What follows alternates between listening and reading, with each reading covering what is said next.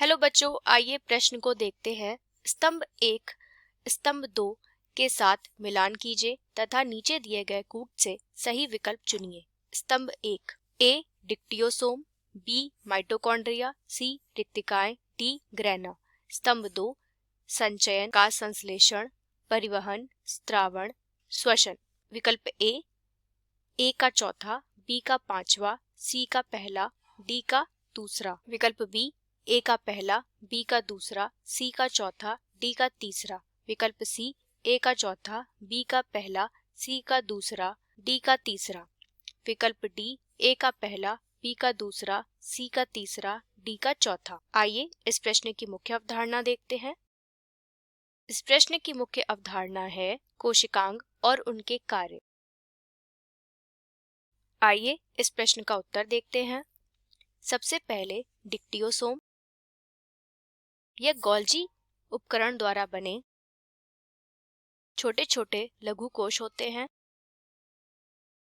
इनका मुख्य कार्य पॉलीसेकेराइड, प्रोटीन, स्लाइम आदि का स्त्रावण करना होता है।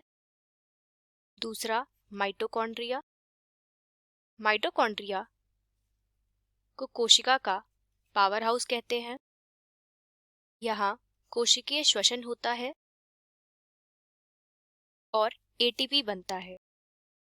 तीसरा रिक्तिकाएं। रिक्तिकाएं पानी, कोशिका रस, अन्य पदार्थ जो कोशिका के लिए उपयोगी नहीं है उनका संचय करती हैं। चौथा क्लोरोप्लास्ट। क्लोरोप्लास्ट में ग्रैना और स्ट्रोमा होते हैं। यह प्रकाश संश्लेषण करते हैं और कोशिका के लिए भोजन बनाते हैं। पादप कोशिका में इसी से भोजन बनता है। आइए विकल्पों को देख लेते हैं। स्तंभ 1 डिक्टियोसोम करते हैं स्त्रावण का कार्य। चौथा विकल्प बी माइटोकॉन्ड्रिया में श्वसन होता है। पांचवा विकल्प रिक्तिकाएं संचय का कार्य करती हैं। पहला विकल्प ग्रैना में प्रकाश संश्लेषण होता है। दूसरा विकल्प।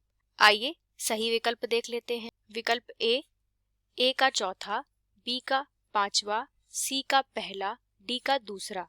यह इस प्रश्न का सही उत्तर है। इस प्रश्न का सही उत्तर है विकल्प ए।